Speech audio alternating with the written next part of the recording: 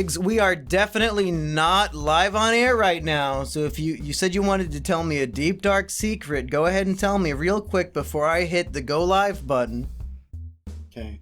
Even though we're not live, I'm going to lean into the mic just in case. Good, because I can't hear you. Yeah, you got to hear me really good, okay? What's your deep, dark secret, Biggs? I'm gay for you. Do you want to practice making out right now? If somebody gives us 1,000 bits, we will kiss live on air? Is that what you're trying to say, Biggs? 1,000? Yeah. That's $10 whole, dude. That's nuggets for both of us. Would you kiss a man to get a 20-piece nugget for free? The answer should be yes. I've done it for a lot less. I did it because I was horny and attracted to the man. That's why I kiss men. You're horny and attracted when you see nuggets. It's basically the same thing. Fair enough. Well, folks, what we're going to do today, since the Depression Chamber is a show, in case you don't know for some reason, where I read the sad stories submitted by you, the audience, you might be wondering, why do you need two people for that? It seems as though one guy will be sitting there saying nothing 95% of the time, and the other guy will do all the work. Well, if you've seen any other thing me and Biggs have done together, that's how they all usually go. It's just, the same stuff going on every day over here. Yeah, so I'm going to be reading some stories.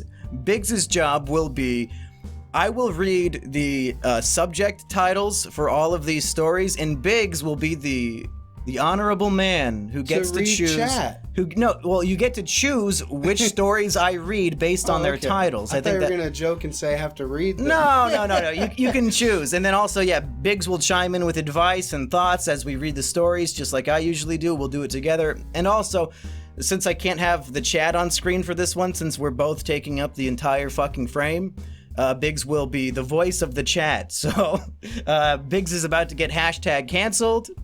Okay. So, Biggs, I think we should get started. I'll get our music going. And we will begin. Okay, Biggs, first choice of the night. Would you like to hear entire school humiliation, I broke her heart, or an incoherent rant by some unknown, and then it gets cut off? Which one of those sounds the most exciting? I'm gonna have to go with entire school humiliation. That sounds sad. It sounds sad and depressing. Okay. I'm gonna blow up the text real quick and we'll get started.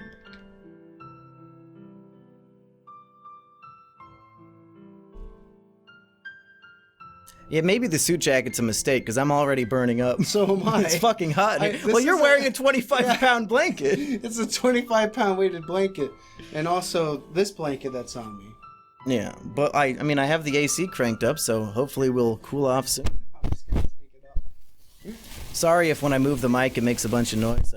It didn't used to do that.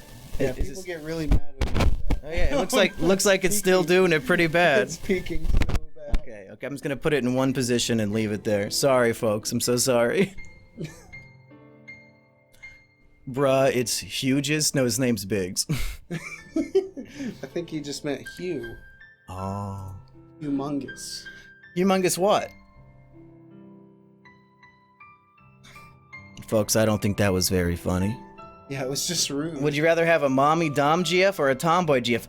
Tomboy GF anyway. I usually pursue those regardless. Mommy GF, no thank you. I don't need some old hag. I want that cute tomboy. Let her wear a fucking, wearing one of my sweatshirts, man. Got her hair up in a ponytail. Biggs, what about you? You want that mommy GF? Does it... For the mommy, I don't think it means that they have to be old. I think I've never seen a mommy GF who's younger and smaller. I think they just try to... Or they go out of their way to do everything for you, which is super annoying, I think. So I guess I would have to say tomboy too. Okay, let's move on to the stories. We have the sad music on while answering a question about mommy GFs, so I think that was an appropriate segment, but let's move on. It's a good start. This story is titled Entire School Humiliation by Scorp Chicken. I'm not going to be changing names to keep these people anonymous. I have lost all respect to literally all of them. I don't care for anyone in this story to protect them from their stupid bullshit. It all started near the end of 8th grade. It was early May. I'm just a month I would be leaving the school and entering 9th grade with my large friend group. It was one of the best years of school for me. For years, it was hard to keep friends. Most of them either moved away or just didn't want to talk to me anymore. It wasn't until 7th to 8th grade. Sorry about that. It wasn't until 7th to 8th grade when I was able to keep relationships with friends. It was all good. We were all stereotypical edgy friends. We yelled in hallways, made edgy jokes, called each other retards, and were just straight up dicks. But late in 8th grade, I met this guy named Nathan. He was really funny and weird. He was just like us, just a little bit insane, especially when it came to us. One night, when I was playing games with him on Xbox, I made my edgy jokes with him, trying to desperately make him laugh. But then I said too much. I don't remember what fully happened because I repressed this memory so much that I could only remember bits of it. For context, I liked this girl and thought she was cute. My friends would always make fun of me for liking her, saying I'll never date her, and I'm a short little F-slur with a small dick, just fucking around. But Nathan knew too. One of my old friends, Frank, told everyone about it, including Nathan. Suffice to say, while in the Xbox party, someone convinced me to send him a dick pic to send to her. Okay. Due to me being too scared to do it, he somehow got her number and sent it to her with the tagline, "Rate my meat." After that, my friends Josh and Cole joined the party. They immediately got the picture of my dick due to Nathan sending it to them without them knowing. They weren't very happy.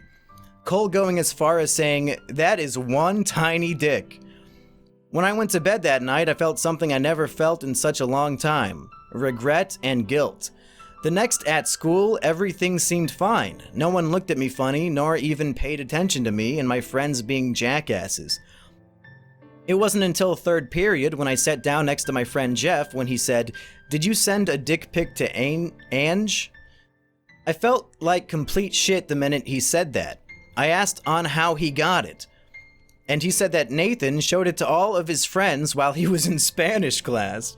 One of the girls he sent it to during class started to spread it around like a fucking virus. To make matters worse, Ange, the girl I liked, talked to people about it and even showed it. I'm guessing that means showed it.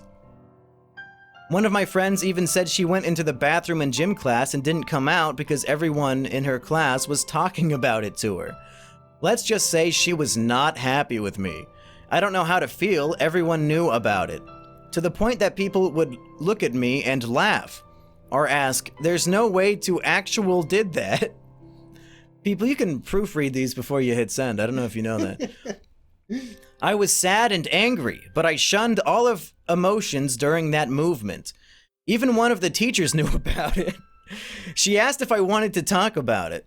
I ran from her and went on my bus. Weird people were looking at me and talking about it. My old friend David even went like, "Is this yours?" and showed me the pic and laughed. I remember going home and going into my room, laying on the bed, depressed. I felt like I made the worst decision of my life, and the people said I could get arrested for doing it. One of my friends, Josh, reached out to me and asked if I was okay.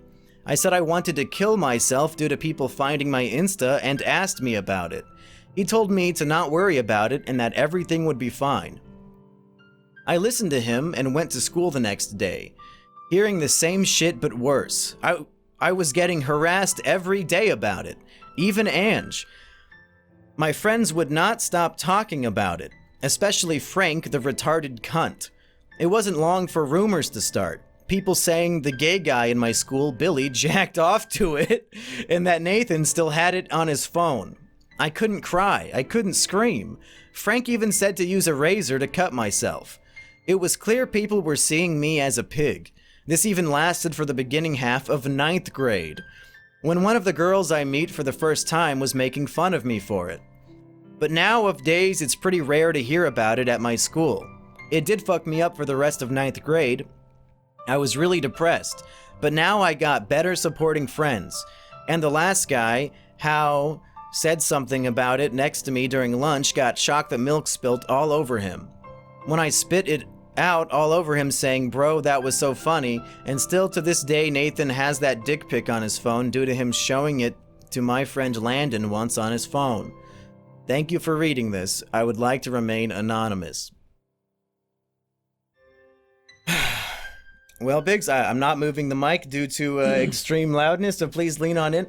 But I guess if I'm going to start off with a little bit of advice, if you are a 14-year-old and you're in 8th grade, maybe, hypothetically, possibly, don't take pictures of your penis. I think this might go without saying. The guy who shared it with everybody, I hope he understands underage porn laws and revenge porn laws, and that he's probably looking at a good 30 years incarceration. So I guess if it bothers you that much, get that dickhead arrested and locked up for the rest of his young life. Yeah, the thing is, though, I think even in those cases, because he sent it to him, right? He can also get in trouble for distribution, even if it's his own picture. So really, if he goes down, then he's taking himself down too. So I think it's a terrible situation that he should have just never got himself into. Yeah, but I think that's a state-by-state basis where children sending their own pictures, I don't think every state will prosecute the victim of child porn, usually. I mean, I guess I don't know all the laws, though. Is that a nationwide thing? Do you have any idea? I have no idea, but I know that there's been cases where the kid that sent it to another kid got in trouble for sending it themselves. Because that's distribution, regardless if it's yourself or not. And this little fuckhead, I mean, it sounds like the OP here only sent it to one person. The guy he sent it to dozens of people, so he's looking at multiple cases of child porn distribution. He's definitely got a case against him. I think the reason why he didn't turn him in is maybe he looked into it or something and found out that maybe he could get in trouble. Well, I don't know if he looked into it. Clearly he's not intelligent, because to begin with, he sent a dick pic to his friend to send to a chick on his behalf. My guess is he's a big fat fucking retard. So I don't think he's hesitant because he looked up laws. I doubt he knows how to read. That's fair. Based on his grammar in this story, I would be surprised if he even knew how to type into Google, or how to read laws, or how to interpret them. But enough of me roasting this guy. Biggs, you want to take a look at some of those chat comments? Did you read anything that you want to share? Well, I thought one funny thing was apparently somebody gave Patchy a gift sub. And he was mad about it. He's like, who's giving me a gift sub? Yeah, Bacon Crafted Curtain got a gifted sub last stream, and it really pissed me off. And then a lot of other people are saying, cut off your dick. Should have had a bigger dick. Fair. People just saying Nathan is a Chad. The guy who distributed all the child porn? Yeah. Okay. And then some people saying they love Biggs. Sounds like we got a lot of trolls today from that last one. And also I asked, does anyone else think Frank is a rabbit? And nobody answered me, so. Okay, do you guys have any other advice for the OP of this story? Kill gingers? Okay, that might help. Thank you, Red Moth. Cut off your dick and mail it to Nathan as a last-ditch revenge effort?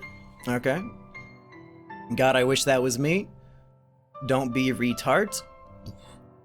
You know what? I think we've got it nailed. Just advice to all 14-year-olds out there: stop being stupid. That's really all I can say. Yeah. Hey, child, quit being an idiot. Yeah. Wait until you're 18 and then make money off of your nudes on OnlyFans. It's very respectable, and everybody who knows that you do it will like you for it, and they won't instantly lose all respect for you as a human being.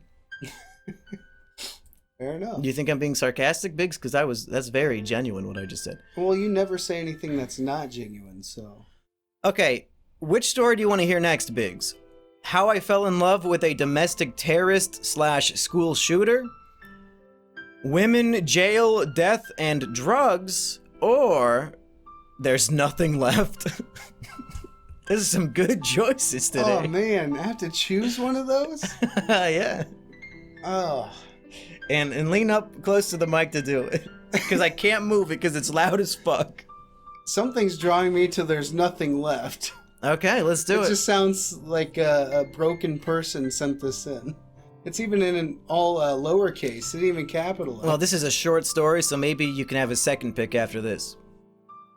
All right, folks, this is There's Nothing Left. I'm 20 now. I've had the sinking feeling that there's nothing really out there for me in life since age 5 or 6. I don't know how I've known, but I've just always known in the back of my mind. I've had an EGF for over a year on Discord. I know that sounds like a meme, but I thought it was the sign life's giving me that I could be someone. She blocked me a few days ago, out of nowhere, even though she said she had strong feelings for me.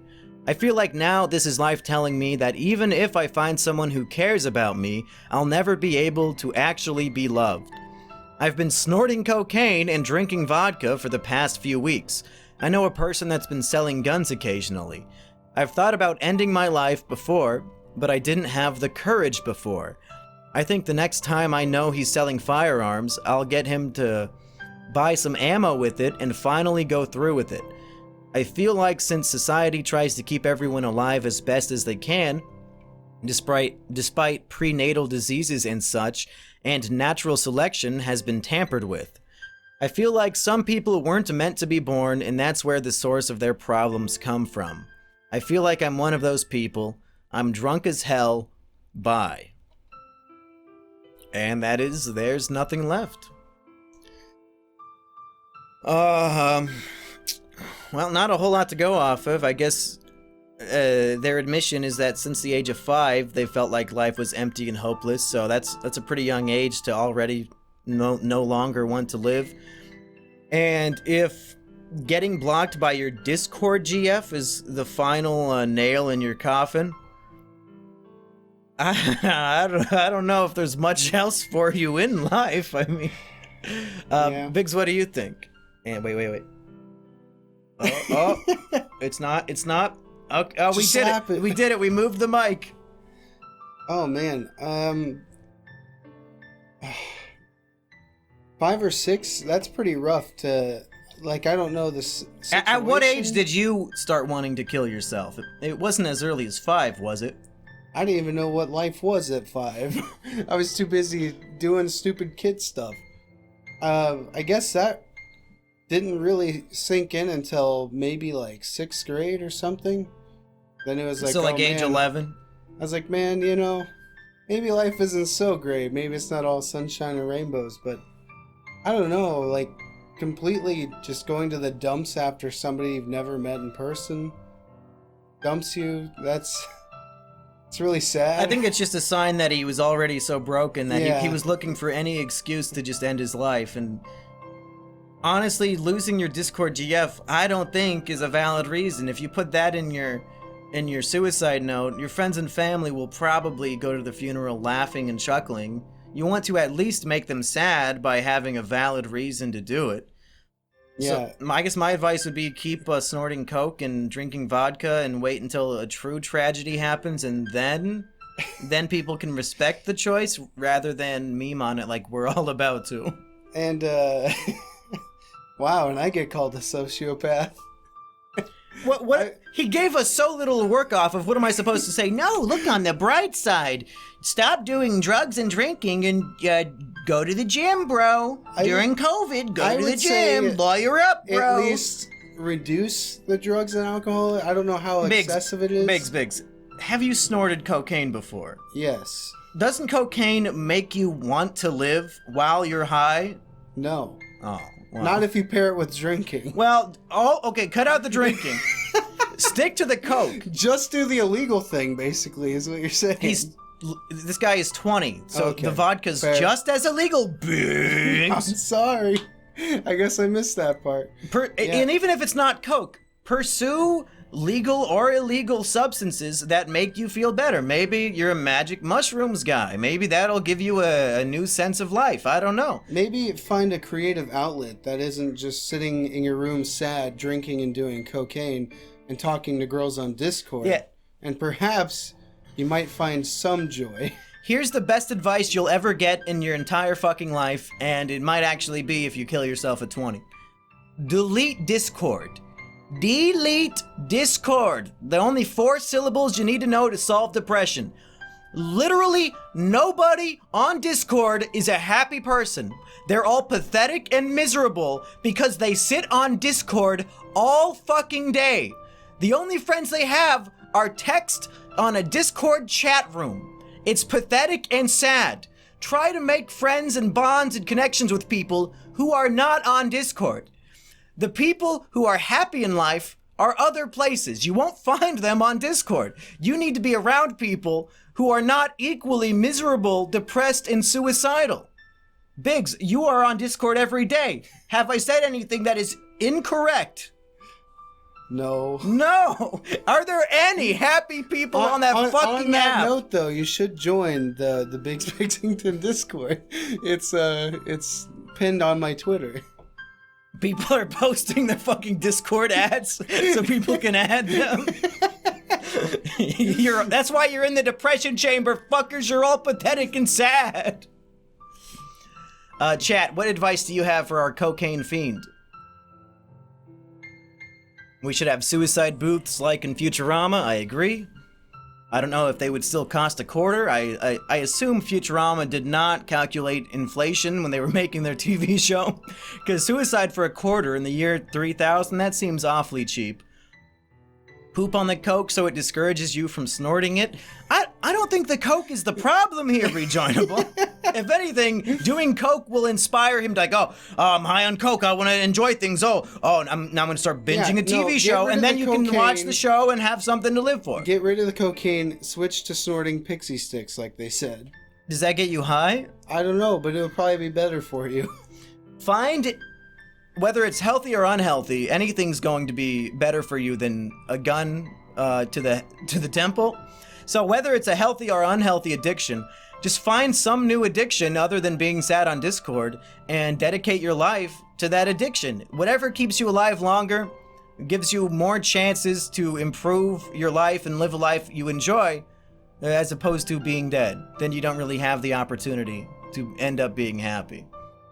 It might sound difficult. Maybe you gotta go on my anime list and scroll through until you see a title that seems interesting, but literally find anything at all to distract your daily life from how miserable you are. Yeah. Get into fucking D&D or go watch fucking Game of Thrones. Anything, literally anything other than sitting on Discord being sad will be better than shooting yourself.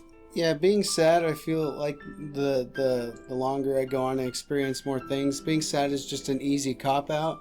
And being happy for anyone is a hard task. So you don't even need to be happy. You just need to be distracted from your sadness. Or at least content. Content with what you have. Content is where you are. Even I'm not fucking content, my dude. Like, content is a hefty goal. That's why you're hosting the depression chamber, okay? Snorting the poop coke. There you go. Snort the poop coke. That'll get you a whole new high. Really, the only cure for depression, and I've tried therapy, I've tried pills, I've tried it all, is literally just a distraction. It won't make you happy, it won't make you want to live, but if you're distracted for even 10 minutes from feeling like shit, that's 10 minutes you didn't have to feel like shit. Go watch every video I've ever made. That'll cheer you right up. And it'll really cheer him up with the extra views. Or, if you PayPal all of the money in your bank account to me, that will distract you for at least 2 minutes. So, at mumkykong at gmail.com on PayPal. I think that's the best solution. Should I just tell all the suicidal, depressed people to give me all their money before they die? That's what the show becomes? Oh, no. My get-rich-quick scheme? Wasn't this supposed to be helpful with advice and stuff? Sounds like pretty good advice to me. It makes me happy.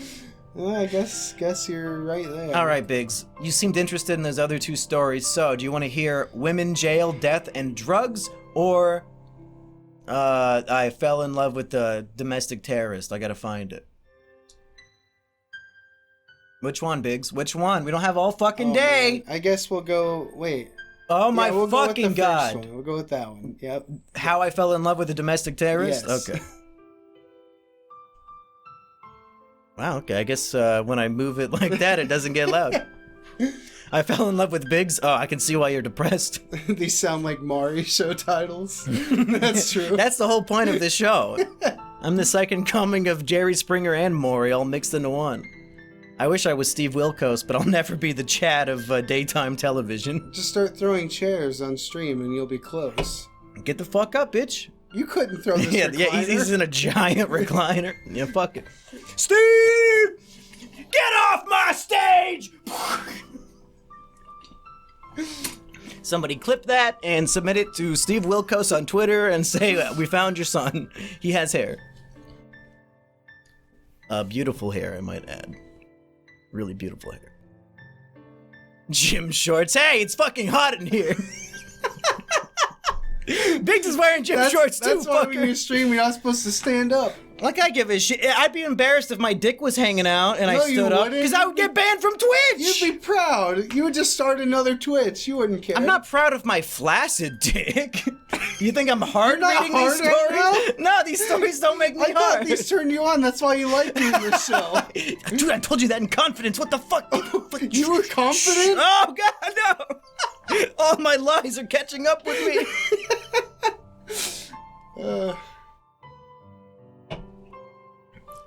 Hey, Bacon Crafted Curtain, if you compliment my hair one more time, I'm gonna permaban you.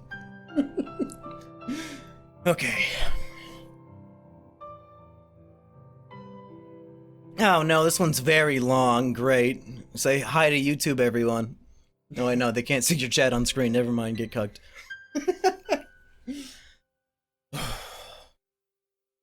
This story is called How I Fell in Love with a Domestic Terrorist / School Shooter. Hey there, Mumkey. I've been a fan of your channel for quite some time, and your videos have helped me a lot throughout the hell I've lived in for years.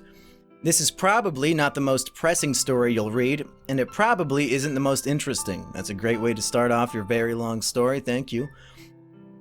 This is very long due to the fact that this quite literally is my entire life story.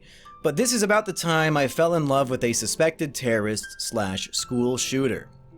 The story I'm about to tell you is about how I fucked up my sense of trust and ability to love, which inevitably led to the downfall of my will to live. To top things off, I have bipolar disorder, which may explain a lot of the overdramatic reactions and situations I've landed myself into throughout this life.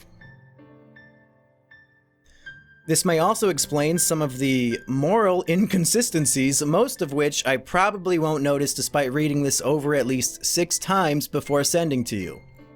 It all started in 7th grade.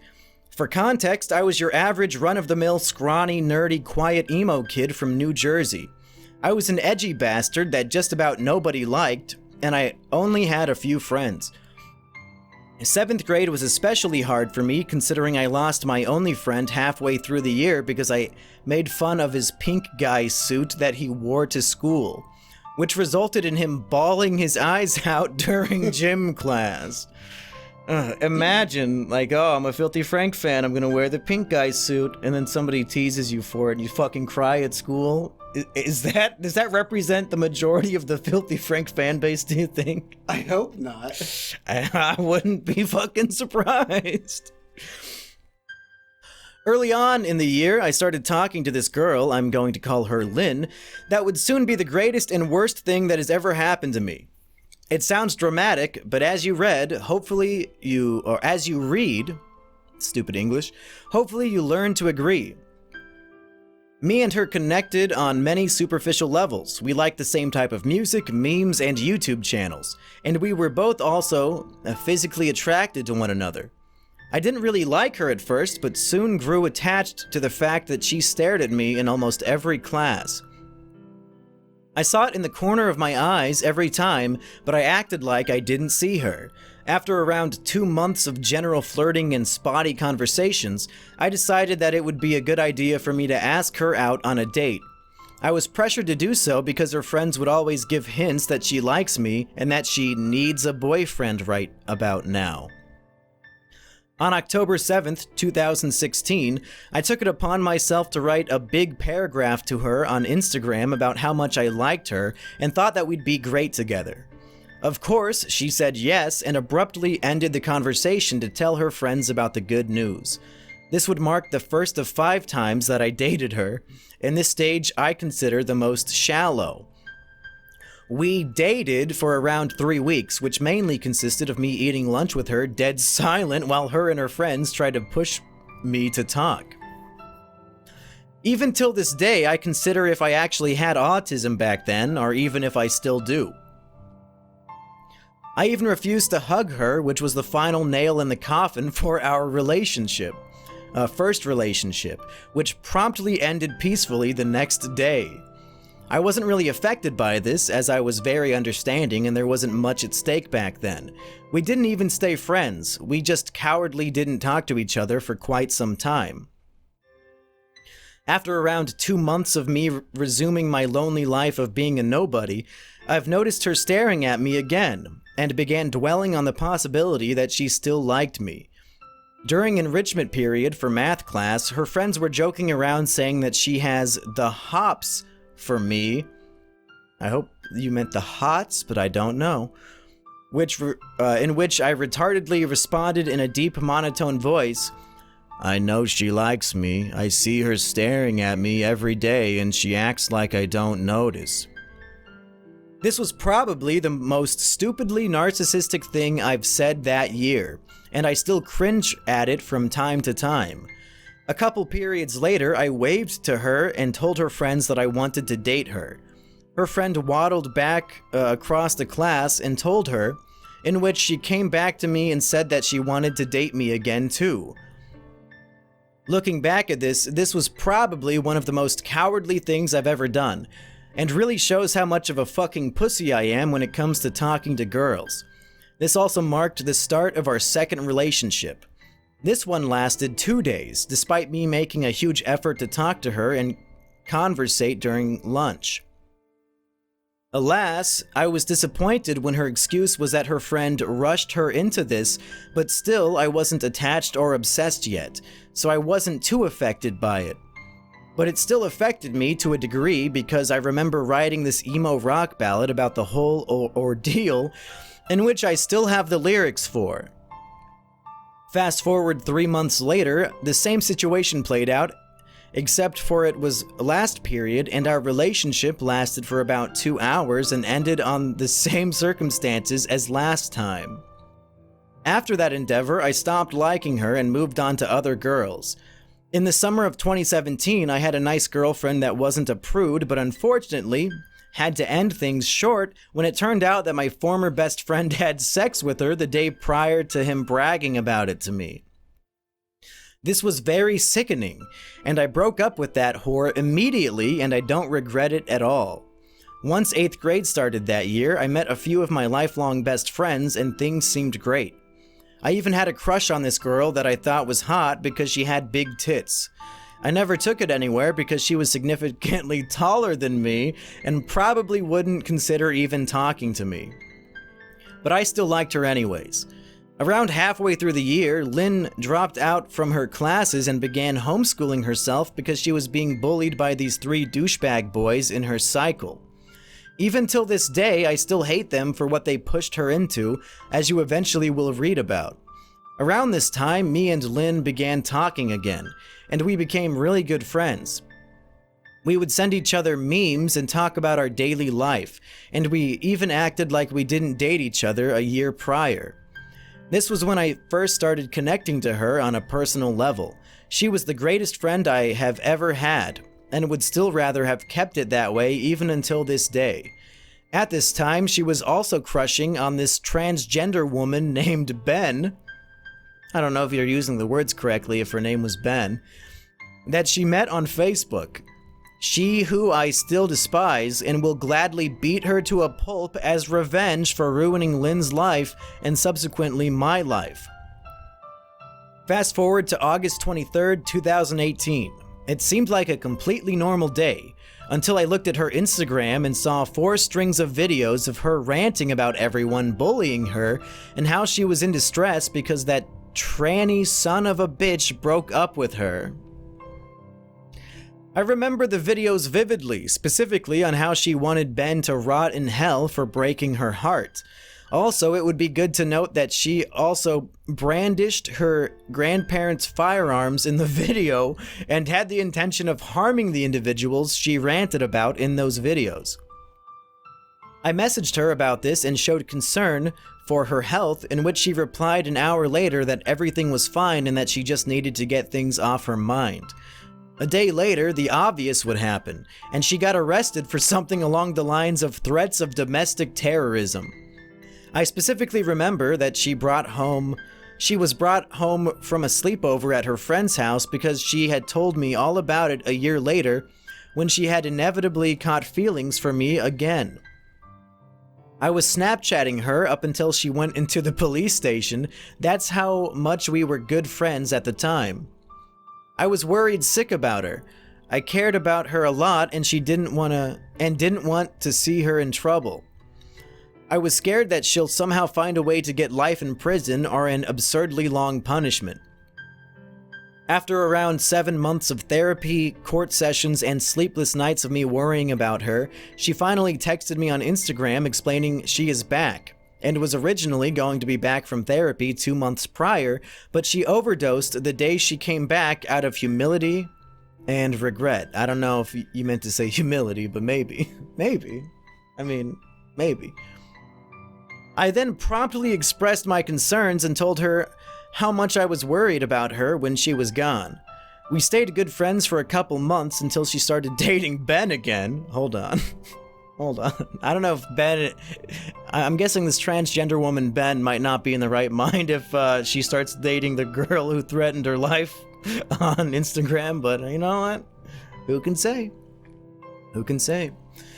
It would also be good to note that she was expelled from my school, which really made me upset because she was supposed to be in a few of my classes. At this point, I stopped caring about her as a friend because of how much I hated Ben for pushing her to that point in the first place. In January of 2019, I met this really cute girl at the mall that my friend Renee recommended I should talk to. Let's call this girl Vicky. We exchanged Snapchats and we both soon grew to have feelings to each other. We would spend countless hours on FaceTime with each other, and overall it was a very fun relationship. I gave her the world and almost got arrested trying to protect her from an ex-boyfriend. Even her parents said that I was her best boyfriend yet. A lot of my girlfriend's parents say that about me. Okay, Mr. Depressed. Everything was going great until halfway through March of 2019, in which she very abruptly broke up with me. She said that she was being blackmailed for nudes by this fuckboy from upstate. This wasn't true. I was so devastated by this that I called her best friend in a fit of sobbing rage, and cried on the phone over the reality that I lost someone that I very much cared about. I became very depressed and had a hard time finding motivation to do things in life. This was the first time I had ever cried over a girl, and unbelievably took me 3 months to get over her. Around a week after Vicky broke up with me, I came to Lynn for consultation, and told her everything about it. I told her about how I cried myself to sleep for weeks and how I had developed a nicotine addiction to help cope with the pain of losing Vicky. Lynn was still dating Ben at the time, but I still recognized that she was a great friend even though she had gone back to a toxic relationship. Despite this, I talked to her occasionally for support or just to send memes to. It was a much less dynamic version of our friendship prior to Ben.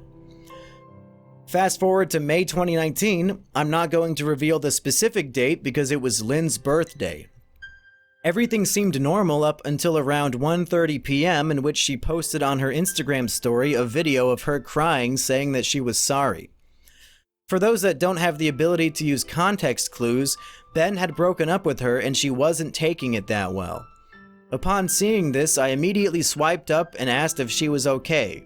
I spammed her for around 10 minutes to no avail. Approximately at 2:50 p.m., she finally responded. She told me that she has overdosed again and was going to turn herself into the police. I was yet again mortified. Like last time, she was at a mental institution for a few months before finally coming back. She came back sometime during July. This time, she wasn't legally allowed to talk to Ben. She also had no one else to go to because she had pushed away all of her friends when she was dating Ben. Of course, me and her were on good terms and we started talking again. This time we were closer than ever. I had even developed feelings for her a week after she came back to society. That's how much I had grown interested in her. I really genuinely cared for her.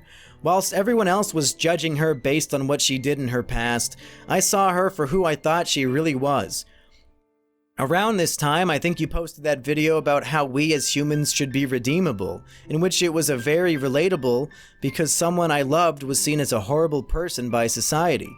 After FaceTiming each other for 8 hours a day and for a month straight, she had also caught feelings again. Surprisingly, we never acted on these feelings and stayed good friends. She never explicitly said that she was in love with me, but it was very obvious that she was. Fast forward to September of 2019, and our friendship was growing sour. This was also the first time I fucked up. To put things short, I left her FaceTime call to talk to this goth girl in hopes that she would admit her feelings to me before this goth girl could win me over. Undoubtedly, this was the most retarded thing I've done with our relationship because it made her displeased with me. It had made her very jealous. I would soon grow to learn that she is a very, very jealous person. She eventually stopped calling me, and when I confronted her about this, she smugly said, "I wonder why." I blocked her number in a fit of frustration because my only attempt of me coaxing her into admitting her feelings towards me had gone south. Coaxing her feelings? Probably coaxing. Yeah. And that's probably coaxing. I think he meant Pepsi-ing her into admitting her feelings. Go ahead and laugh. Insert the laugh track in post. It didn't hit me at first, but without her I realized how boring my life was, and how much I has really loved her. For the next 3 months I had become very depressed and went on a downwards spiral. I became addicted to various amounts of pills, and I had become an emo fuckboy, dating and sleeping with the alt and goth girls that I have been jokingly fantasizing about months before. Despite all this attention from other women, I still found myself feeling rather empty.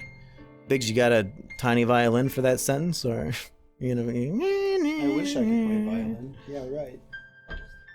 Here, Biggs, I think as we continue going, you should play the slide whistle every time you think it's appropriate. Every time? Every time you think it's appropriate, especially... How many times have you put your mouth on this? I've stuck that up my dick hole, my asshole, I've stuck it in my... Yeah, oh, now he wants to suck it. Despite all this attention from other women, I still found myself feeling rather empty. Okay. Okay. I guess so. Why did things have to be this way? Why did I have to ruin the only perfectly good thing going for me? These questions plagued me for nights on end. After months of desolate and drug-filled gloom, I've decided to unblock her and message her again. I sent Lynn another big paragraph depicting my lifestyle and how much she mattered to me. I told her how much I've missed her and how my life has been a miniature hell without her. Surprisingly, she hadn't blocked me and told me that she missed me too. Unbeknownst to me, this would start a waiting period of thirst for Lynn. I tried conversating with her for a couple days, but it just didn't feel the same, and I had given up once again. We were still friends, but we just didn't talk to each other. In late December of 2019, she had messaged me again saying that she missed being friends with me and wanted to talk again. This was very good news for me, considering I still had feelings for her despite giving up a month prior. After she got back from Christmas break from her parents' house, she lives with her grandparents because her mother doesn't feel safe with her in the house, we began FaceTiming each other obsessively again, increasing the 8-hour calls to 12 or even 24-hour calls of just us talking to each other. or just doing our daily activities. These calls alone had restored my happiness and made me feel better again. I had also gone sober as a sign of devotion to her, in which she doesn't like seeing me drugged up. One piece of information that I'd like to... One piece?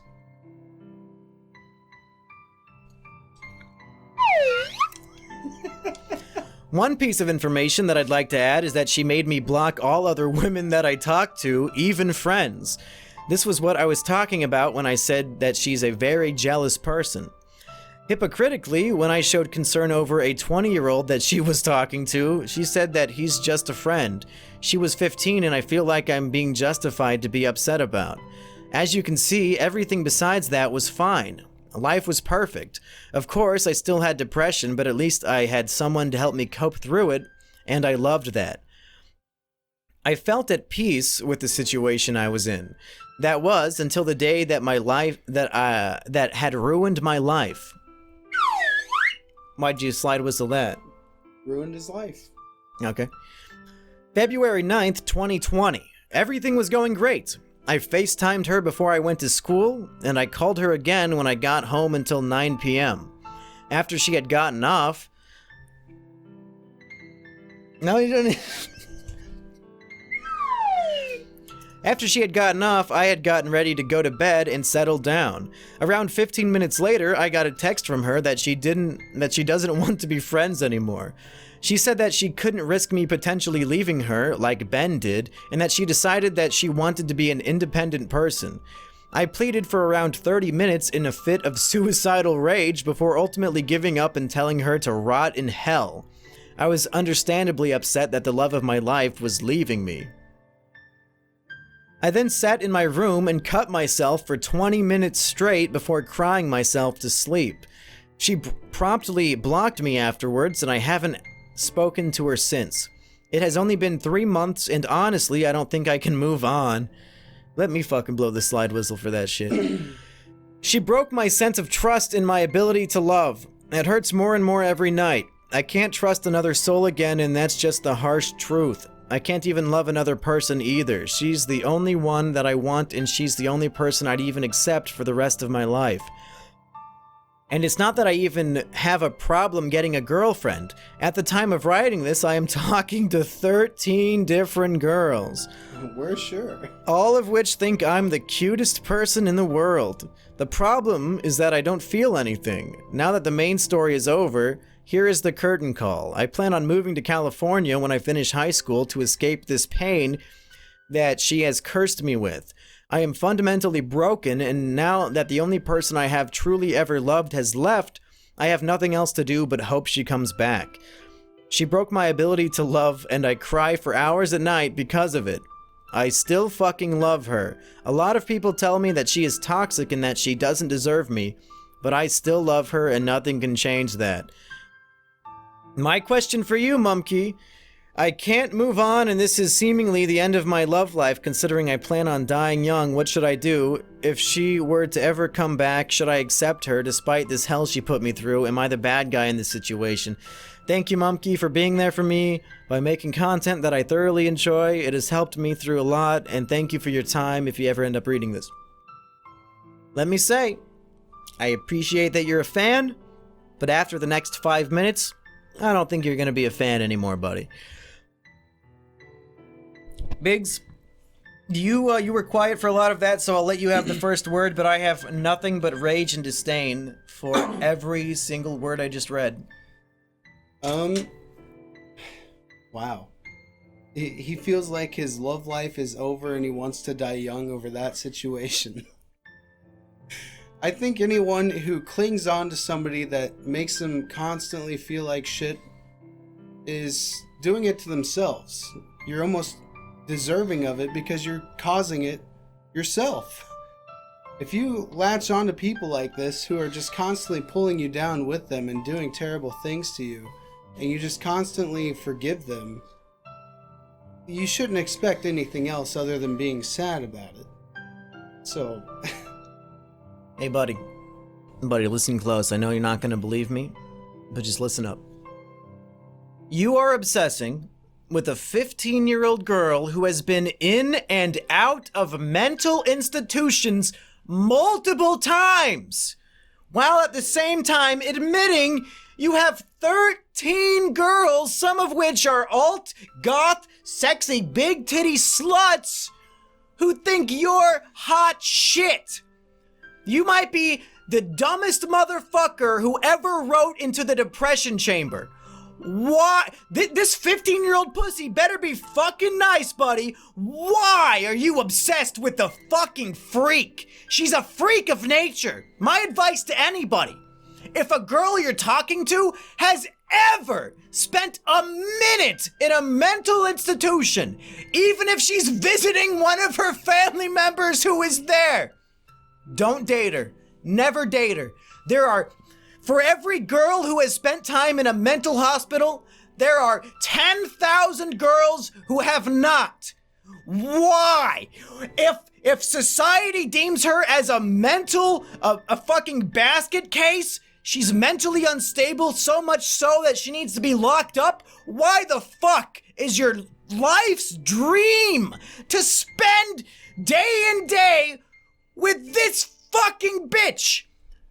She's clearly insane, and I think you are too, if that's really what you fucking want.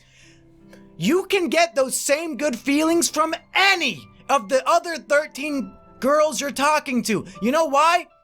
Because the vast majority of teenage girls have the same 3 fucking personalities.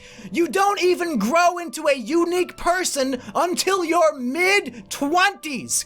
You are obsessed with people who are basically blank slates, who just repeat what their parents say, what they hear from the makeup tutorial bitches on YouTube, and in the case of your crazy bitch GF, probably the shit she read on R9K.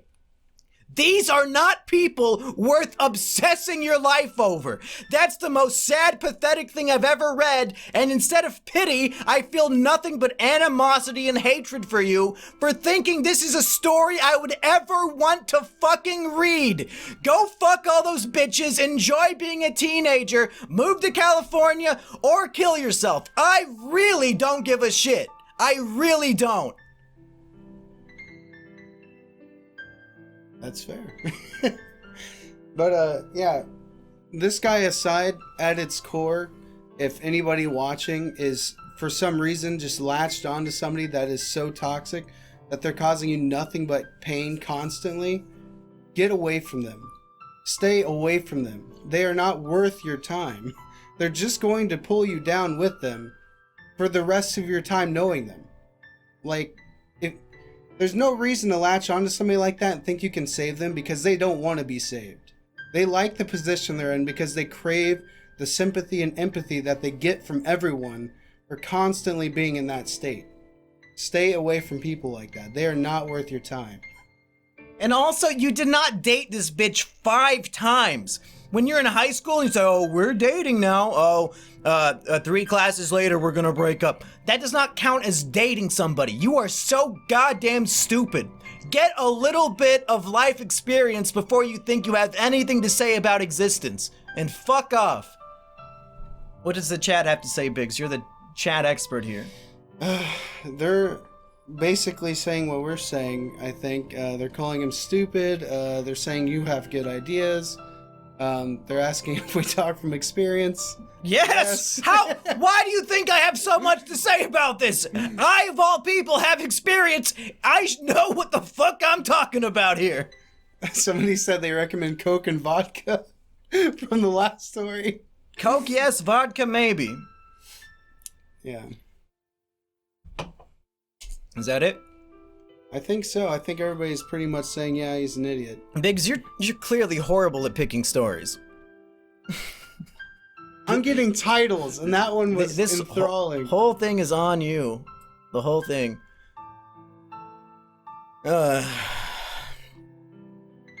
Okay. Psycho pussy got me acting strange. Yeah, well, I'd like to say we've all been there, but I really hope that's not true. Okay, Biggs, do you want to hear an incoherent rant by some unknown loser? Don't pull too hard on your dick when it's soft. Or women, jail, death, and drugs. Oh, man. Just to repeat, we've got an incoherent rant by some loser. Don't pull on your dick too hard when it's soft. And women, jail, death, and drugs. I'm going to go with the last one because it sounds like the only one that has a decent story. You don't want to hear about some guy injuring his dick? No. I want to hear that. That's what I would have picked. I'm sure.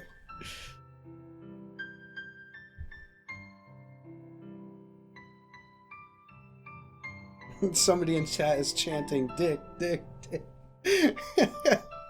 No, we're not reading that one. We'll do the dick one next, because this one is pretty short. Oh, no. Women, jail, death, and drugs. Not entirely sure how to word this, but let's try it out. So I'm 23 years old, I've always had a knack for chasing girls, and typically, if I wanted her, I'd get her. Well, already unrelatable? I'd usually just cheat on them and be a total dick in retrospect, but I came across a girl one day I felt different about for whatever reason. She was pretty stupid too, so it's not a mind thing, but personality-wise, she had a warm characteristic that was nice for a change. She was pretty much a hippie-type girl, and we had some pretty magical times on Molly and acid that, looking back, were just artificial serotonin-depleting experiences, but cemented my adoration even further. We lived together and grew what I thought was really close. It's my fault in retrospect, but I did want to impress her also, so I would get decent amounts of both of those things and naturally would be the life of the party, anywhere blessing people with psychoactives on their tongue like I was a Catholic priest giving out the body of Christ or some shit. And this was to impress her in a way as well. This continued on, and so did our relationship, but one day she decides she'd be going to a music festival to hang with her friends who were women, and I trusted her anyway, and it's easy enough to tell. She winds up cheating on me, and at the same time I get raided because when it rains, it pours. Luckily, I wasn't home, and timing played in my favor, but I still have to fight this shit wondering if I'm going to prison, and at the same time beyond depressed over being left by the only girl I truly loved, so at the time I'm thinking my life is fucking ruined, and now I lost her too. Not really caring to live or what happens to me, but too afraid to die by any type of violent way, I figured it's easiest to just seek out some heroin so I could just fall asleep and never wake up. I'm not gonna go on the heroin rant again, I've said enough. Well, like the quote goes, and in those days, he whom will seek death and never find it. So instead I get stuck with an addiction, but it took away all emotion, so it worked out in that regards, I guess. I continue on like this for a while. One old girl whom I dated back in the day starts talking to me again, and I was happy to hear from her. She was always obsessed with me, and I never gave her the time of day she deserved. We start talking and hanging again. I get excited at the prospect to find love again. After just starting to see her again, she dies, and it's absolutely heartbreaking, and she leaves behind 2 kids who were toddlers. I'm stuck wondering what this is all supposed to mean and how bizarre it all is and cruel. Spiraling further into depression, I try hard to end it all and nearly succeed, except for some reason I left my door unlocked for once, and for some reason my mom came to check on me and found me slumped on the ground, face dug into the floor, blue and completely flatlined. I was able to be barely saved, and if it was just moments longer, dead or vegetableized. This is probably written like trash and way too condensed, but it's just a testament to how when everything is fine in life with no problems and how quickly it can spiral from normal to horridly fucked. All transpiring in just years. But at any rate, I'm drug-free now, going to school again and getting help for depression. If decided to read this, thanks. Hopefully can take something out of it, whatever it is may be. Well, Big, give him some advice real quick. Well, that's certainly a lot of terrible things to happen, one after another. But I guess I'll stay on the positive side and just keep trucking on. Find something to... For me, I think it's always best to find a creative outlet because it's easy to get lost in and it distracts you from a lot. So I would say find a creative outlet that you can have fun with and just try and wait out this storm of terrible stuff happening, I guess. And hopefully don't go to prison for all the psychedelics you had. Real quick, while the chat gives us some advice, and Biggs, keep an eye on that, I'm going to catch up on all the donations that we missed, starting from before the stream even started. Froggo said, finally, you stream when I'm off. Okay. Bile Cartoon, you should do a YouTube watch party. Okay, we already read that, but I'll read it again. You should do a YouTube watch party stream where the viewers can donate money to make you watch their shit videos. Yudo says, what's with the suit? You look like a child. Froggo says, would you rather have a mommy dom GF or a tomboy GF? I think we covered that. Aid San Goodwin says, Biggs, you cuck, you left me on open on Snapchat. Who? Aiden? Yeah, reply to Aiden. I know it's not a chick on Snapchat, but you should still respect them. What's your name on Snapchat, I guess? Froggo says, moral of the story, don't send dick pics to strangers. Yudo says, why are you a child? Just grow up. That is the best advice most of these kids will ever get. Lone Snarl says, that last one was a knife to the gut. Froggo says, snorting the poop coke. Nicholas Cruiser says, don't cling to people who hurt you. Biggs before Mumkey rapes him tonight. Lone Snarl says, Mumkey on the warpath, and when he's done, it's gonna be a bloodbath. Yudo says, reject women and return to Biggs. Biggs, give me that femboy boosie. And Froggo again said, psycho pussy got me acting strange.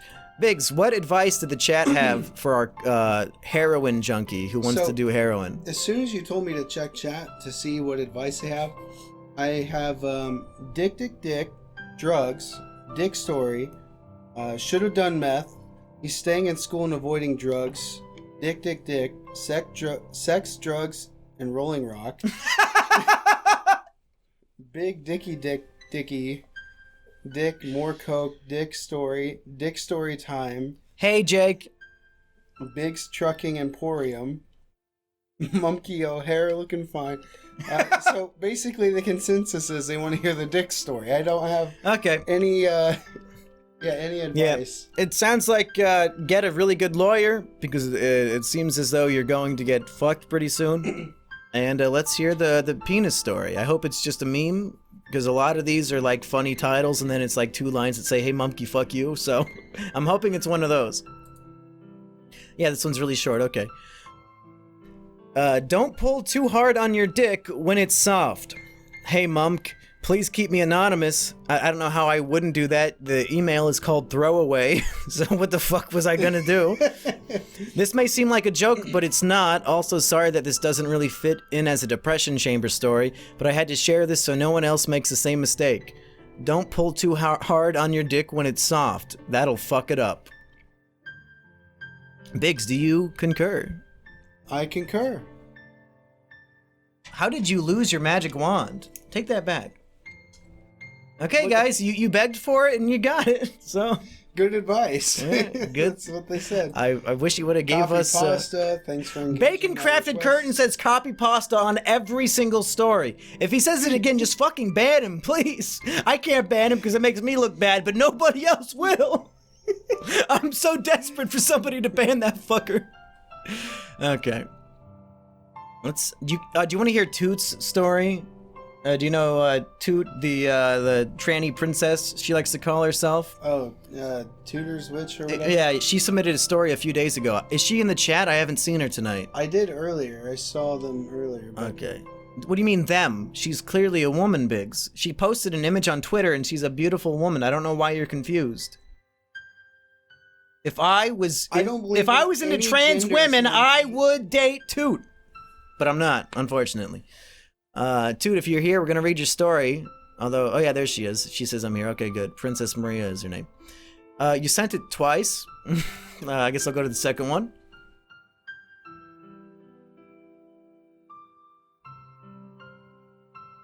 Ah, god damn it! Yeah, that's, you ever watch Drawn Together, Biggs? You showed me it a long time ago, but it's been a long time. Okay. This is Diatribe of a Lonely Fat Tranny. Hi Mumkey, it's me Toot. Decided to write my own depression chamber story of It Sucks, I'm Sorry, like everything else I'm not good at writing, clearly. Jesus. There's a typo in the first sentence. Fucking read this shit before you send it in. And I'm allowed to be mean to Toot because she gets off on it. Oh. She really, really loves it when people are mean to her. You can't believe it, but it's true. Ballface said give mod and they'll ban them. Okay, here we go. Well, here goes my story of pretty much my whole life. My life was a difficult on, but during my teenage years it got worse. Abuse from my father, indifference from my mom, difficulties in school, intense gender dysphoria, eating my problems away, and intense loneliness. Not a comma to be found. I'm just gonna like just put this on screen and you'll proofread it as we go. I'll proofread it as this is gonna be teacher Mumkey gives I'm gonna treat it like I'm a teacher grading an essay, and so far you're sitting at about a D-. Around 2018 was the worst years of my life. Around 2016 is when I came out as transsexual and met most of my former friend group, and things were looking better. However, the coming years were only gonna get harder. As you probably know, my dad, often while drunk, would attack me when we got into arguments, and when the police came, my mom would always have his back, so he wasn't punished ever since he moved back in this house in 2013. It got so bad in 2018 I had attempted suicide by trying to hang myself in the closet while my mom was asleep. A couple days later, I found your channel, so maybe you saved my life in the grand scheme of things. Because of all this, all the weight I lost the prior 2 years came back because pretty much fried fast food was the only thing that numbed the pain. During this time, I was dating a guy who I used to be friends with. Our long-distance relationship started out really well, but as time went on, he started to treat me in abusive ways, even threatening me with violence when we eventually met up IRL, or threatening to contact my father to tell him I did things that would provoke him to beat me. Eventually, friends started noticing how toxic our relationship was, and we broke up. Since then. I haven't been a man, and I've been desperate for love since.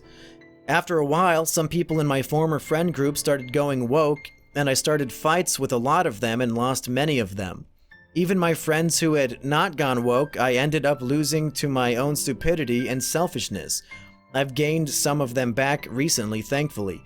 All the stress ended up by the March 2019, where, as you saw, Mumkey, my dad attacked as I was leaving the house and I was kicked out for good.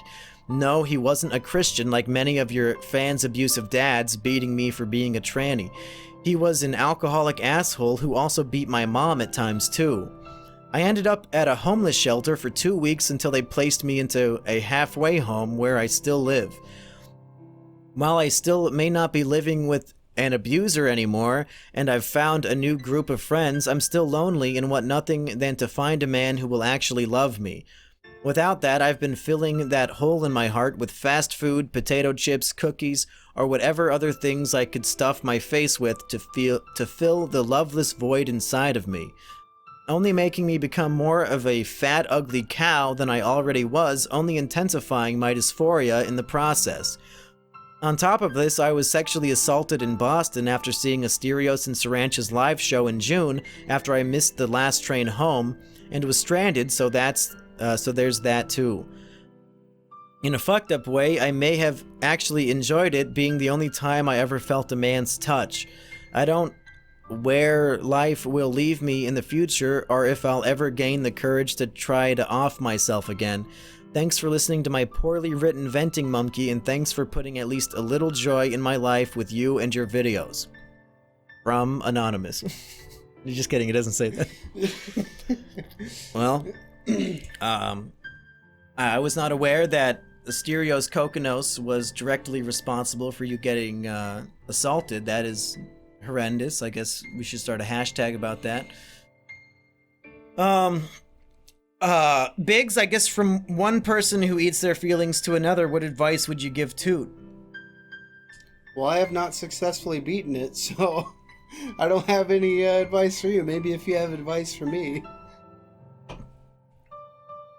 I would say, as a transgender woman trying to get a boyfriend, you're already playing the dating world on the hardest difficulty possible, and every extra pound you gain is only making that more hard.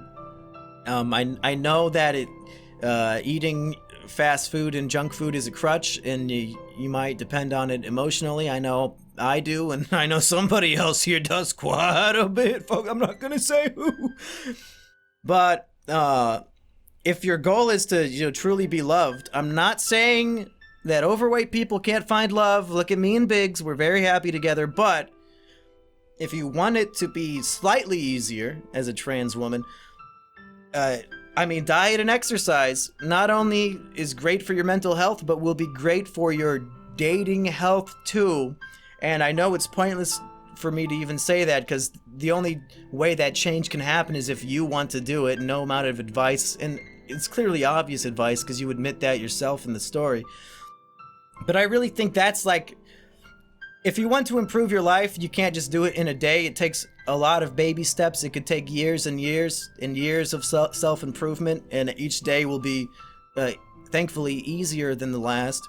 But that first step is the hardest one, and it's not going to solve everything overnight. It might not even solve everything even close to at all, but improving your physical health is a great first step. And also, if you're living in a halfway house, please never donate to me again. You need the money. Stop sending me money. Biggs, what does the chat have to say? I hope they're talking to someone else, but what I'm seeing is a lot of gay being thrown around. Yeah. Oh, they're talking to Gamertech PA. They're claiming to be straight, and they're saying, "Nah, you're straight up gay." I don't.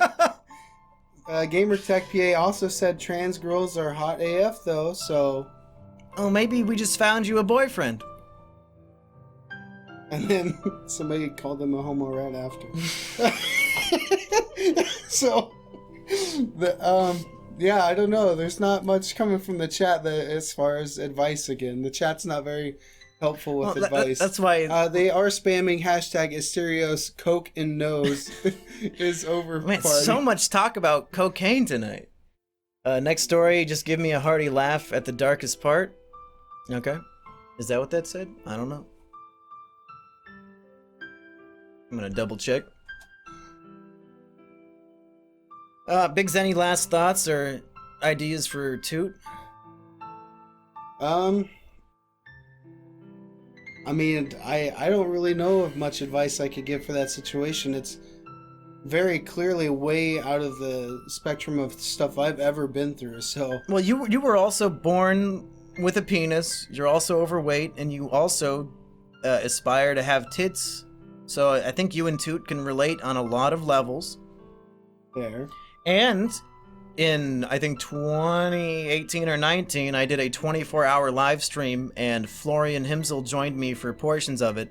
And it seemed that Florian was interested in dating Toot because I kept reading her flirtatious chats to him, and he's like, "Oh, well, I love corn pizza, but I also would like to have sex at some point."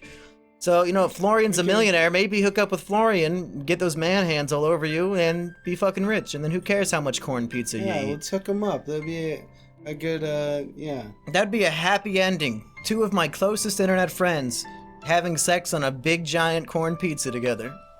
Beautiful. What's the deal with the corn pizza, I guess? Florian literally only eats corn pizza.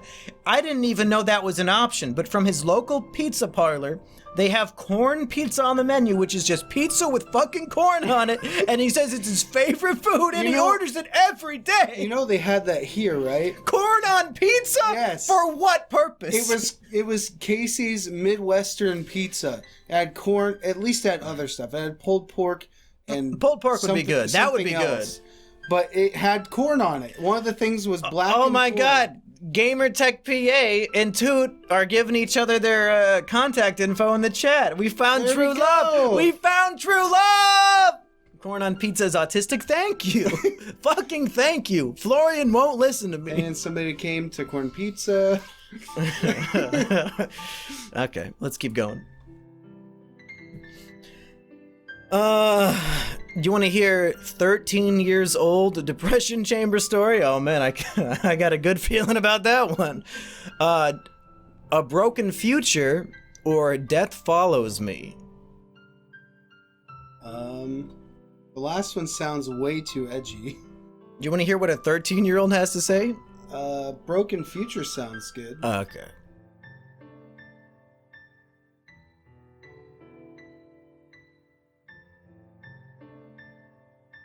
Okay, folks, this is a story called A Broken Future. I had no other idea of what to title this, LOL. So hi, my name is Memphis, doubtful you'll read this, but am enjoying your videos and just need something to vent on. A little about me. I'm 18 and fresh out of high school. I was born by a drug-addicted mother and a work-crazy dad. Isn't that the plot of the Johnny Test theme song? Yeah. Well, no, it was the other way. It was the hardworking mom and the drug-addicted dad, I think, is how the Johnny Test theme song goes. I ended up being the oldest between the kids my mom and dad had. I do have an older half-sister that is my mom's, but we have different fathers. My dad would later divorce my mom for her drug abuse and her neglect towards the kids. Granted, my dad was working 2 different jobs to provide for all of us and wasn't there to witness my mother's craziness directly. After the divorce, we had to live at my grandparents' house for a while until I was 6. After the 1st grade, my dad would move us in with a woman who would later become my stepmother. This woman at this time did not have any kids of her own, so was in a whole new world when she had to pay attention to 3 of us. As I became 7, she would often bond a lot with my 2 older siblings who were sisters. And only being able to see my mom once a week, I guess I started to feel lonely. My dad only had one primary job, eventually with a good payment, and would always come home for dinner. Unfortunately, he would also come home to me lashing out. My anger issues would start to build, so my stepmom recommended to my dad that I'd be in therapy. I'd go there every other week and talk, but what I didn't know is that what I'd be saying to my therapist, she would later tell my stepmom. My stepmom would later scold me for how I felt. As an 8-year-old, I began learning how to filter what I say. I'd end up holding back on what I said due to my lack of trust with my own therapist. This would lead to me just becoming more angry and anxious with other people at school. I eventually began talking to a med prescriber at the place I was receiving therapy every 6 weeks.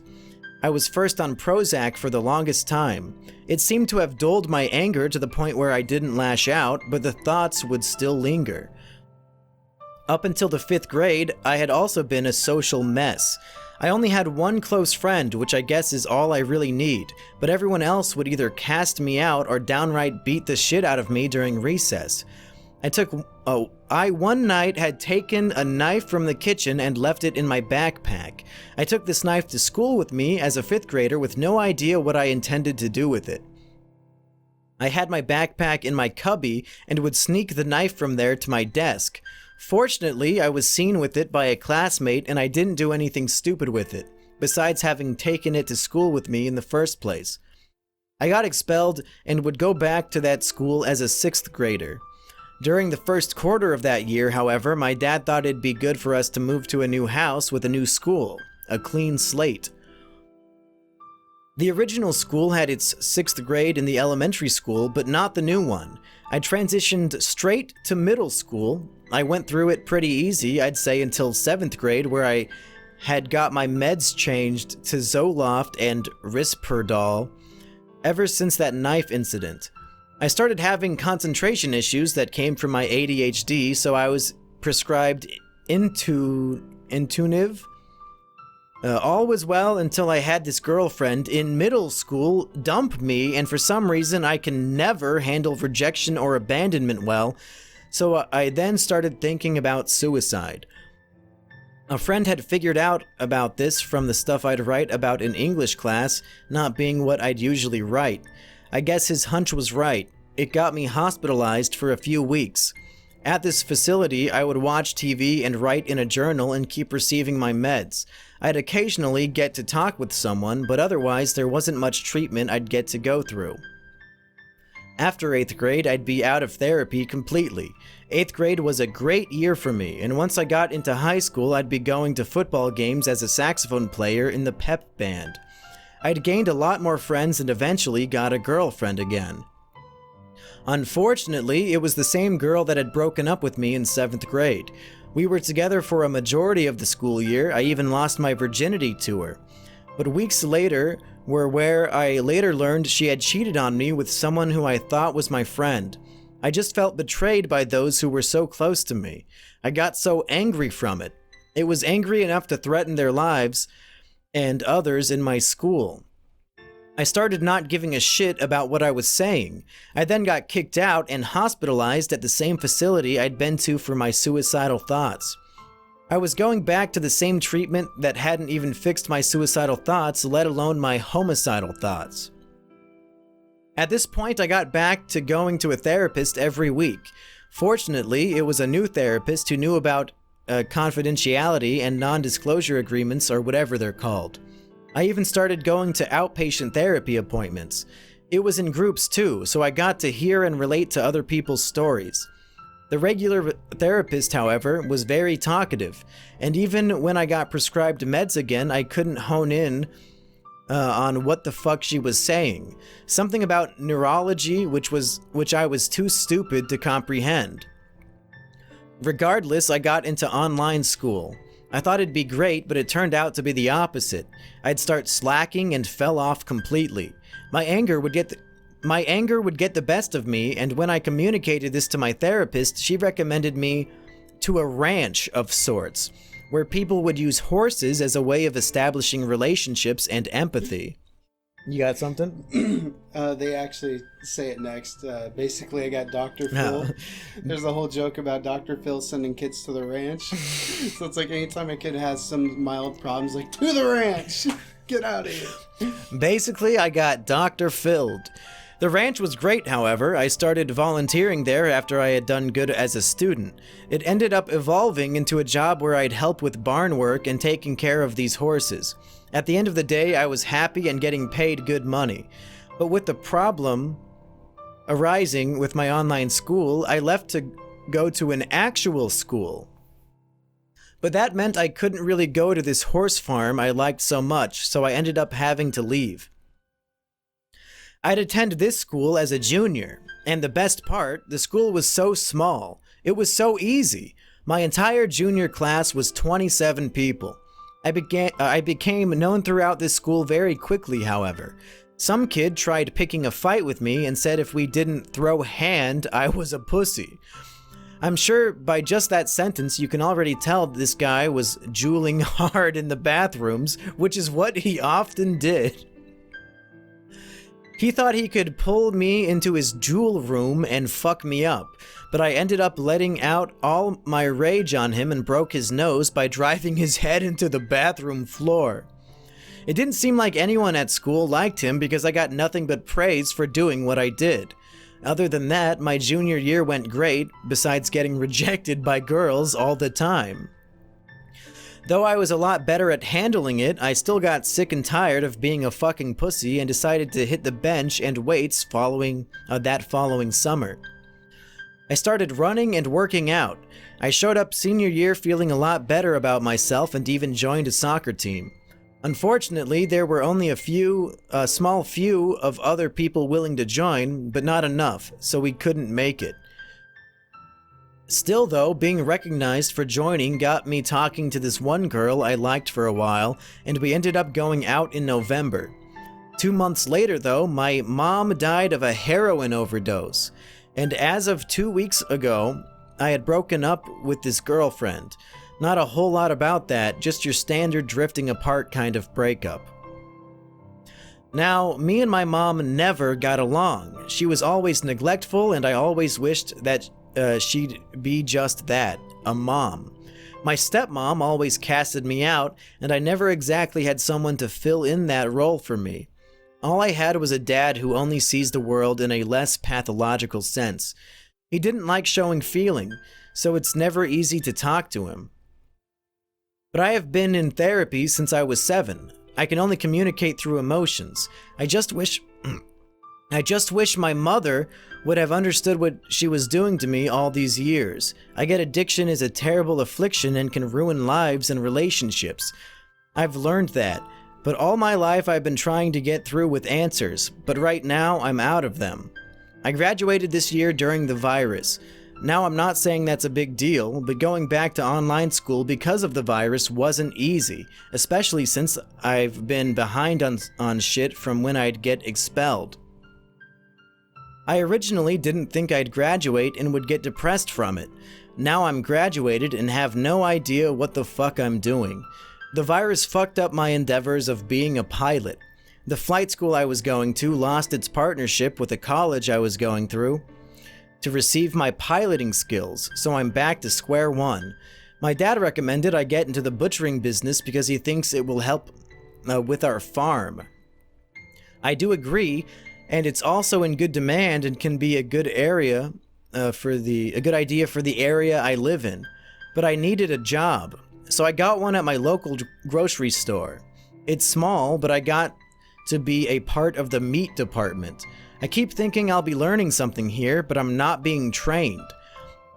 I've just been quickly thrown into the mix with no idea what I'm doing. I'm having to actually talk to customers. I am not a social person, and I'm being expected to handle myself in front of these people. And in this little town, in this little store, there are so many people wanting specific meats with specific amounts. I get that's my job, but it's not what I signed up for. If I'd known this is what I'd be doing, I'd find another line of work. Now I'm spending 5 days a week from 12 p.m. to 8 p.m. with no concept of what I'm doing and my mind being burnt out. I'd have panic attacks and breakdowns throughout the days of working there, but am afraid they'll lead to me lashing out on a customer. I tried talking to a fellow worker about it, but I fear nothing's going to come of it. It's just a shit line of work, and because of how much of it I'm doing, I'm drifting away from those close to me. I can't talk to anyone. I have no one to turn to, and I don't know what I'm going to end up doing with my life. I see people with their mothers, and I am envious. I see the relationships between a mother and a son so wholesome and loving. I long for that kind of support. Okay, so that went terrible. I'm sorry if this seems like word vomit. It kind of is, but that's my life right there. Just your typical mommy issues. No need to air this if you don't think it's worth it. I just have run out of options for people to turn to. If you end up reading this, I do apologize for the terrible structure of this email, and I do appreciate what you're doing. This was therapeutic. Take care, and I wish you the best of luck. Okay, Big Z, you have, I know you have a lot of mommy issues yourself, so please relate to this man. I have no mommy issues, actually. Do you have disdain for your mother? No. You should hear what this fucker says when we're alone. We've gotten into issues, over the years, and she's obviously parents annoy their kids all the time. So there's times where she annoys me, but I wouldn't say that's like disdain for her. You told me some days you want to kill her, some days you want to fuck her. I don't think I ever said that. I've said it about your mom. It's true, yes. He says that to my dad all the fucking time. I don't say it all the time. Just sometimes. I don't know. I think when it comes to family members, a lot of people think it's wrong to cut them off and whatnot. But honestly, I think a family member is being toxic enough to where you think they're ruining your life, just cut them off. It's not worth it. Just like anybody else that's being toxic and making you hating life, just get rid of them. Honestly, like they're not going to do you any good, especially when it's supposed to be a parent who's supposed to love you and help you through life, and they're just making it utter hell for you. Just cut them loose. Like, you don't need that. That's just going to drag you down more. And usually the people who have like the shitty parent stories are trapped living with them because like they're teenagers. But you're 18 years old you have a job, you are a high school graduate, this might be the time to fucking start over somewhere else. I know that's really hard to pay for, and you know, people can't afford to just fucking up and move somewhere else, but it sounds like if you hate your job and you don't really get along with the family that you're stuck with, if somehow, some way you can go Uber and DoorDash in a different city until you can get like a job that you enjoy. I don't know. I mean, you have the entire world is your oyster as soon as you graduate from high school. You can literally live anywhere, be whoever you want to be, do whatever you want to do, and nobody can stop you even if they try. But that's a lot of drastic steps to take. What do the... Other than saying they want the 13-year-old story, does the chat have anything to say? They said family is overrated. Gamertech PA really wants you to make a ranch survival guide. That's really all I'm getting other than 13-year-old next. Okay, hey Blitz, thank you for the 100 bits. Stop being 18? No, 18 is the perfect age to be. We only say that to people who are under 18. Oh yeah, they said save money from meat slinging and live your life. Yeah. Yeah, and if that job is driving you insane, you have no reason to stay at your fucking small town grocery store any longer than your mental health will allow. Biggs has quit at least 20 jobs in his life, most of which were while he was around 18. Biggs, is it not the most freeing, enlightening feeling to quit a job that you fucking hate? Yeah, and obviously I think it's good to have another one lined up. Obviously I didn't follow that at all for like the first 3 or 4 jobs, but I was 16, 17, you know, I wasn't an adult quite yet, so I didn't really care. Like I literally quit a job to go watch a movie at a movie theater with Mumkey once. But yes, I really do think quitting a job that you have so much hatred for. A job that's giving you panic attacks on the daily with management who didn't even train you for the position. You owe them fucking nothing. That's most retail jobs. They don't train you for your position. They just throw you out into the rat races and say good luck. So yeah, I would definitely say line something else up.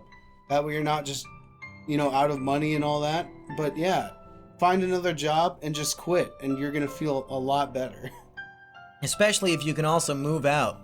Yeah. But that's a pretty expensive goal. Yeah, when I moved out at 17, I got really lucky with the situation that caused me to move out. So was it called having a friend who already has a house and just moving in or into the apartment with him? Yeah, it was a friend who needed basically a roomie to also move out. So it was equally helpful. And even if you have no friends, Craigslist is full of people who need roommates, and you don't even need to talk to them. They just want somebody to help split the rent.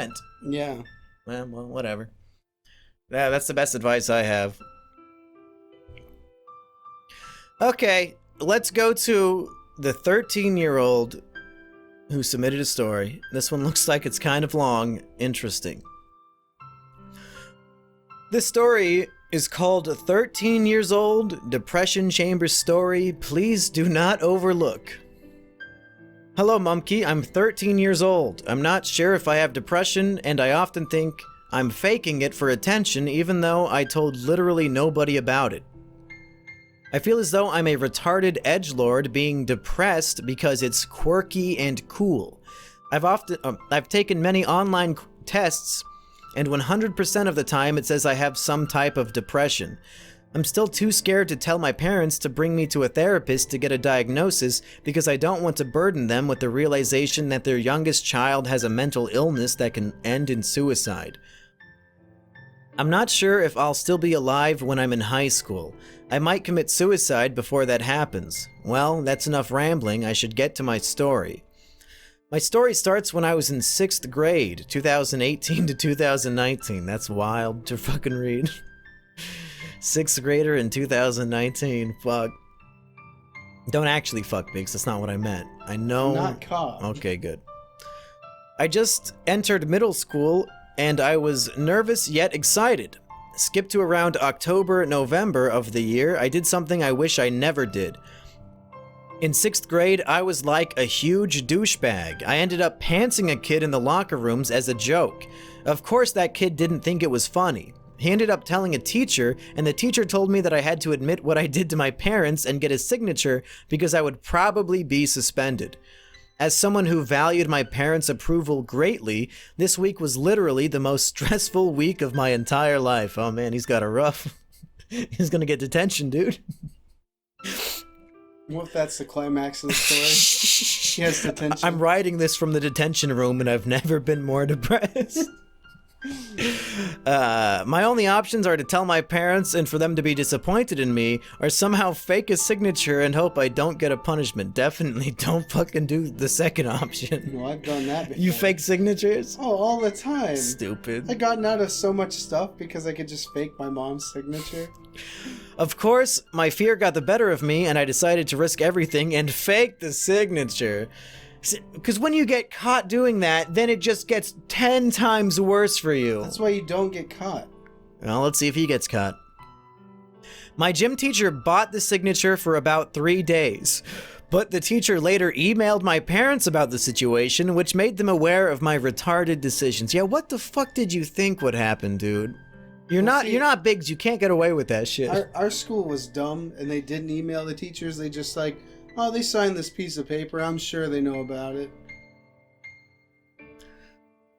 They got pissed. They were annoyed. I made an apology letter for the kid, and I didn't get a punishment, thankfully. But I don't think that the teacher or my parents knew how much that affected me. I had anxiety for literally the rest of the year about every little decision at school. Still do. I also had a looming feeling that my parents were deeply disappointed in me, and that made me want to die. What's worse is that my parents mention this event even today to let me know how disappointed they are/were in me. I don't know how I got through that time in my life. This story is really relevant in the future. The summer of 2019 was the worst summer in my life by a long shot.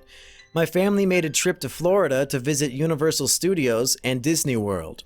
I was excited as all hell because I haven't been to Disney since I was a toddler. The first day was great. I had a lot of fun. The second day, though, made me wish that I had never went to Florida. The day went as I expected, just overall a fun day. Until we went to our hotel. For whatever reason, my mom got mad at my dad for something, and both started arguing. Then the argument topic became how my mom wanted to divorce my dad after the trip, all while 12-year-old me and my older brother were watching in awe. We never saw our parents fight like this, and we were both crying and telling them to stop. I was basically begging my mom to stop arguing and don't divorce dad for the whole argument. The argument ended with my older brother and my dad going into a different hotel room while I stayed with my mother. I saw her take her ring off. Right then and there, I burst into tears.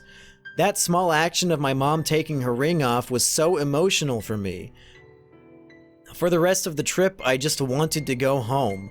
My parents never divorced. They still get into arguments sometimes, and the only way I drown out the noise is to go in my room and listen to music for a few hours. My guess is that they are staying together for the kids. Honestly, I'd rather let them divorce so I don't have to witness my parents going into arguments again. This opened my eyes that my parents weren't the perfect family I thought they were. Okay, so this next story is a little bit meta, but trust me.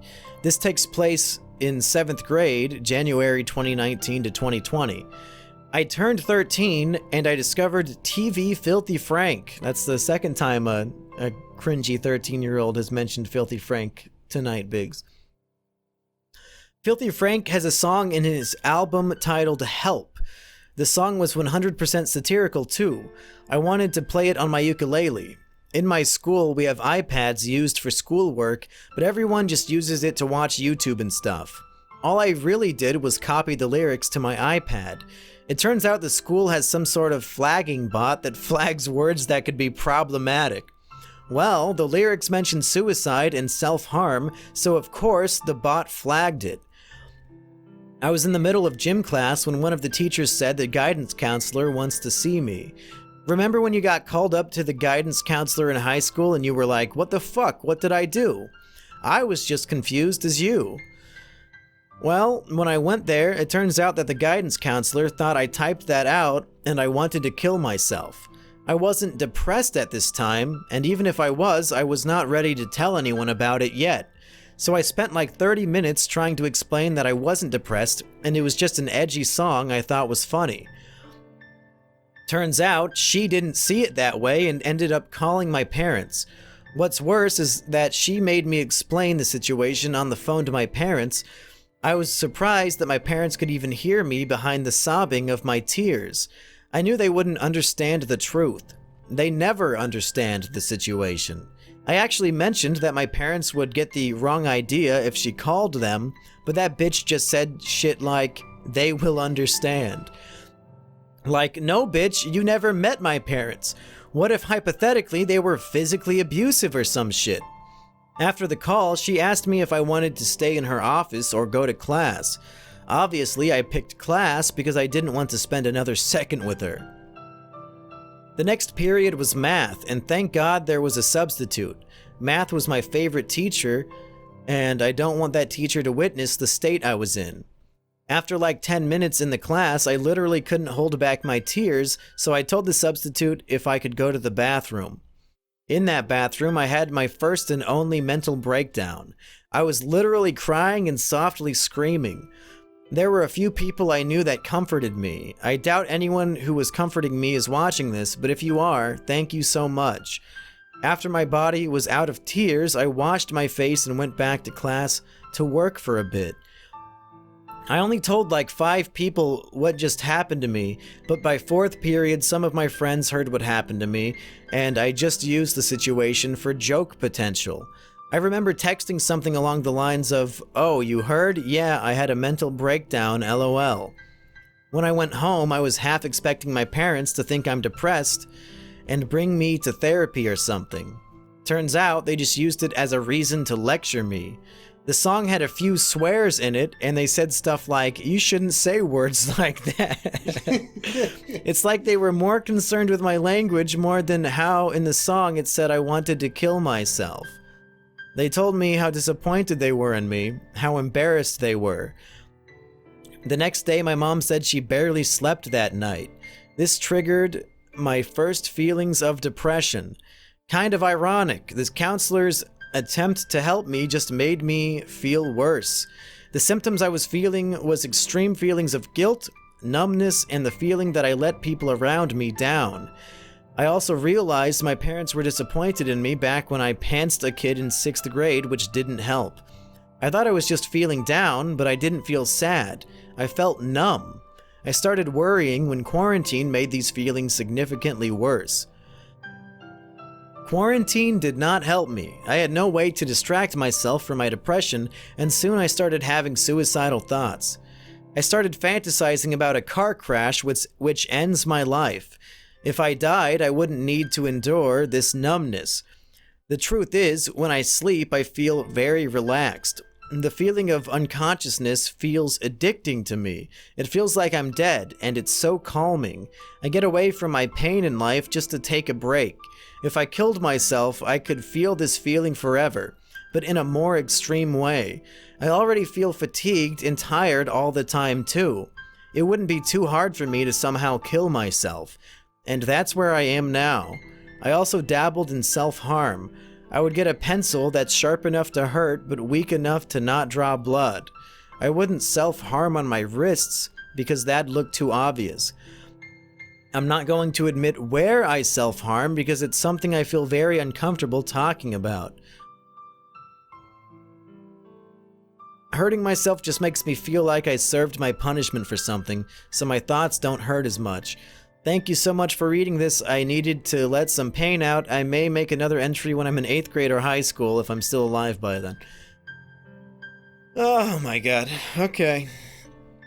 I don't want to roll my eyes too hard because this 13-year-old kid is dead serious about all of this, but buddy, if you're watching, let me just tell you, this shit, you pantsed a guy and got in trouble for it, and you copy-pasted Filthy Frank lyrics in the counselor talk to you about it. I'm guessing within 3 years from now, you're gonna think back and be like, wow, why did I even fucking care about any of that? This is so pointless and fucking stupid. Spoiler alert, every single 13-year-old who ever lived has done stupid shit. And when you're older, whether it's 3 years older, 5 years older, 10 years older, you're supposed to look back and cringe from the dumb shit you did as a preteen or a teenager. But none of it is anything close to being worth, I was gonna say depressed, but I guess I'm not in charge of why people are depressed, but you definitely shouldn't self-harm or commit suicide because you copy and paste lyrics from fucking Pink Guy and your counselor did not understand where it came from. You really are probably unable to comprehend what I'm saying right now, but one day you will look back and cringe not just by your actions, but you'll cringe so hard that you felt this way about these circumstances. Fat Cat, thanks for the sub. Hey, Biggs, what do you have to say? Am I off base here? No, I think you're pretty on base. Newsflash, parents are always going to be disappointed in you. Yes. No matter what. For a while there in middle school and then early high school, I was doing pretty well in school. Until you met me. And I can't say that my mother was ever not disappointed in me. So it's just something you got to get used to and learn to cope with, because it's never going to change. Even into your adult years, they're going to be disappointed. They're always going to say you should be doing better, even if you're at the top of what you consider your top game. Yeah. And just try to put yourself in their shoes. Let's say, you're a parent, your kid gets in trouble at school for pulling down some kid's pants and then they fake your signature. Are your parents supposed to say, "Oh, little Johnny, that's okay, do it again"? No. If you're that parent, you say, "I'm very disappointed. That was the dumbest shit I've ever fucking heard in my life. Why did you do that? Can you just be a normal human, please? Why are you doing this dumb fucking shit?" Yeah. That is to be expected. If they didn't do that, you should be depressed, because then you have genuinely shitty parents. They're supposed to be disappointed in you when you do shit that does not fly in the real world. That's literally where your teaching comes from, to form you as a normal person to fit in society. Your parents are telling you the right and wrongs of societal norms, which, I mean, some parents are kind of off base about some things, but it sounds like your parents are pretty on base. Stuff like that, yeah. Like, come on. Like, you deserve to get in trouble for that. Yeah, and going to the extreme of hurting yourself and suicide over small things. And what I can only assume is stabbing your flaccid penis with a sharpened pencil. There's no reason for it. There's no reason, dude. The biggest thing I could give advice for is, you're 13, you're still a kid. Yeah. Be a kid. Yeah. Don't worry about, things that are going to happen like way down in your life. You're literally in middle school, they said? Live your life as a middle schooler. Like, things don't really get tough until after high school. So maybe, when you're in high school, pay attention, get decent grades so you can get into a good college, or if you don't want to go to college, get into a good trade so you get a good job. Your life is far from over, buddy. You've made zero life-altering mistakes. You're not even out of the tutorial yet. For real. So I think you just need to calm down, gather your thoughts, and just be a kid, because that's what you are. If I could prescribe anything to you, and I don't like prescribing therapy or medication, I would prescribe binge watch Malcolm in the Middle. If you want to see the dynamics of what kids are supposed to act like and what their parents are supposed to act like, watch Malcolm in the Middle. You'll realize you are in the top percentage of decent kids, and me and Biggs have been watching it a lot lately, and it's one of the funniest shows I think ever made. Yeah, and it will make you hopefully feel a lot better about yourself as a 13-year-old. For sure. That's the final story I want to read tonight, so I guess we should just chill with the chat a little bit and get a few last jokes and advice columns out there. Biggs, you did not do your slide whistle nearly enough. Why were you even here? It was out of reach. What? You can reach that? It's fucking right in front of you. You lazy fuck. Just fucking lean forward. What's funny is I leaned forward for my water multiple times. And he's sitting right next to the water Here, bottle. I'll give it to you so you can whistle at chat. The 13-year-old had the best grammar. It's true. I know. I was going to say that earlier on. And if actually you read, like if you look at what they wrote, it's all, like the grammar is great. The punctuation's great. It's like a school paper, it looks like. For the most part. Yeah, send this to your guidance counselor. See what they think of this one. Yeah, I'm sure it'll be great. And really, if the thing you're most embarrassed about in life is the pink guy help lyrics on your iPad, it's literally as easy as pulling up the song and letting them listen to it to prove you did not write it. I don't even understand what the issue was.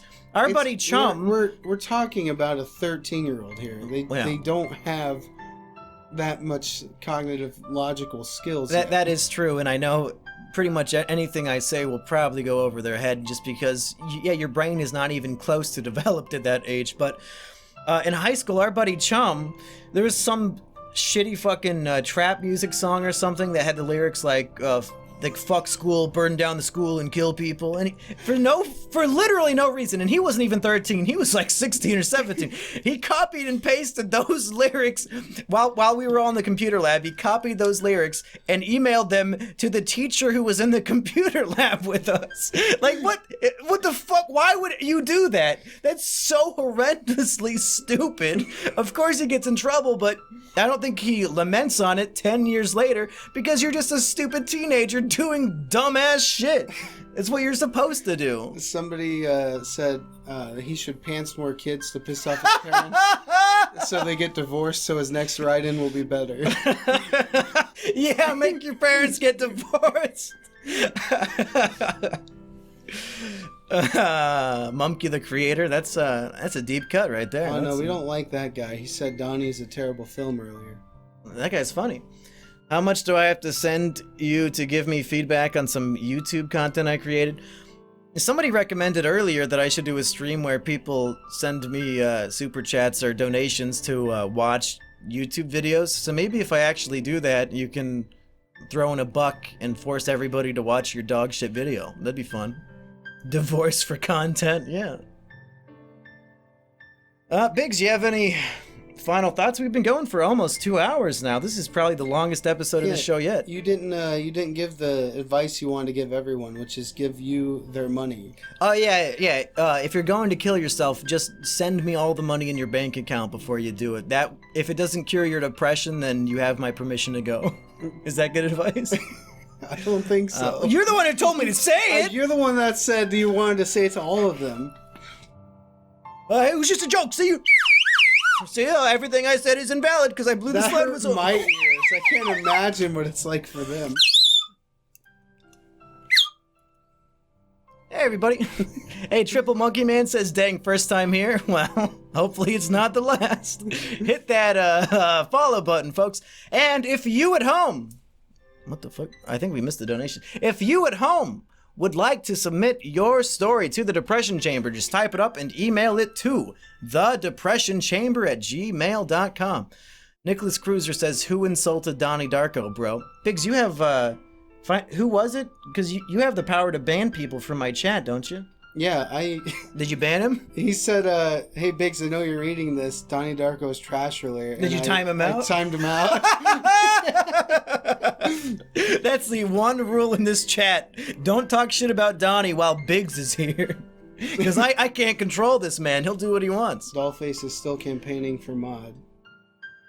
No. Bacon Crafted Curtain also asked for it. He said he needs it. Lone Snarl says Donnie is shit, though.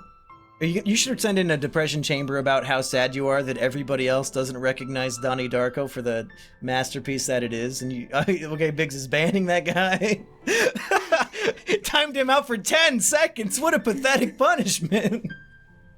Do you even care about Donnie Darko? That was 10 times more than I did the other guy. You timed him out for 1 second? It'll get worse. The more they say it, it doesn't matter if you didn't say it before. If you say it now, you're gonna add a 0. So the third idiot who says it gets 100 seconds. Yeah. Wow, when it gets to 10,000, people are gonna be pissed. I've been censored. Who the fuck is Donnie Darko? That's Biggs' favorite movie. It came Who out in said 2001. He didn't say it was bad. He just doesn't know what it is. It probably came out before he was born. $5 is better than Donnie Darko. I tend to agree. Have you seen $5, Biggs? You were in it. No, I haven't. It's pretty good. Princess Maria has never seen Donnie. Well, we know how to cure your euphoria or dysphoria. I mean, dysmorphia? What the fuck word? Just watch Donnie Darko. It'll cure all of your problems. It will. It's guaranteed. Rakos says Donnie Darko is not that good. I think you owe him a 100-second ban. Yep, and then Biggs is getting to work. Just Us Lol says Donnie Darko is not that good. That's 1,000 seconds I think you owe that guy. What's his name? You'll see him in chat. Donnie Darko is dope. Where do I get my mod badge? Don't mod anybody. I can't mod anybody. I don't know. How long is 1,000 seconds? Well, it's like 15 minutes, I think. Okay. Yeah, it's not that bad. 1,000 seconds. The stream will be over by then. He's just done talking for the Lone night. Star said, Oh, 10,000 seconds! Somebody do the math. How many hours is 10,000 seconds? Because he's about to be banned for that long. 10,000! Who's gonna be the retard to get to 100,000 seconds banned? like Donnie bad. It's only 2.7 hours. Yeah, it doesn't even matter because the stream will be over. So I guess this guy wouldn't care about the 100,000. That might be a long time. That might be like, what, I guess over a day? Fine, I'll max it at 10,000. No, you should keep adding zeros. These people are begging to be banned at this point because they keep saying Donnie sucks. Donnie Darko is comically bad. Okay, give X-Dank Boy 100,000 seconds of ban. Fuck that guy. Toot and Gamer Tech should come to Ames for their first date. No, stay away from me. No, go to... Biggs timed out for 100,000 seconds. It's a 26-hour ban. Everybody's like, Donnie good! Donnie good! Wait, what'd that guy say? Ban me, Donnie Trash. Uh-oh. Give him 1 million seconds, Biggs. How long is that? That's like, what, 2 weeks or some shit? I don't know. Next person gets almost a year? Is that 1 million or 10,000? 10,000. Well, no, I mean 100,000. Or 100,000, yeah. Yeah, it's hard to read all those zeros without any commas from way back here. 100,000 seconds equals 30 minutes? I don't think your math is correct on that one. Oh, I think that might have been 1 million. Oops. No, that's 100,000. Okay. I don't want to ban anybody for like more than a week so they can't come back. Like I give a shit. They were talking bad about Donnie. 1 million is 11 days. Submit your depression chamber story if Biggs banned you for 1 million seconds because you said Donnie was bad, and I'll read it on the next episode. You just can't comment about lucky it. I'm not making... Oh, okay, now I can see again. Not making what? Or, I was gonna say not watching chat. Oh. Okay, folks, that's it for this. Shallow and pedantic Princess Maria, how dare you? Oh no, that's one of my only commenters. Folks, thanks for tuning in to this installment of the Depression Chamber. It'll be back again. You timed out Maria for 1 second. It'll be back again this coming Monday, and I'll probably stream some other dumb shit in between. I kind of like that idea of us all watching shitty YouTube videos together, so maybe this weekend we'll knock that one out. Yeah, I think it's called media share. You can like charge them to put up their videos in a queue. Oh, really? Yeah. That's like an easy option I can just click on? Yeah, I don't know how we can look into it, but they like pay and it gets added to a queue and you just watch all the videos. It sounds like a nightmare if they're submitting fucking child porn videos and shit. No, I think it's like, it has to be from YouTube, and I think YouTube has plenty of child porn. I was gonna say, I think you could filter it too. Okay. I don't know how they could filter, because some idiot could just upload whatever they want unlisted and then throw it in the queue. There's a good chance I will not be here next time. Probably not, honestly, because that's what, Monday? I'm not sure I'll be here Monday night. Bye, everybody.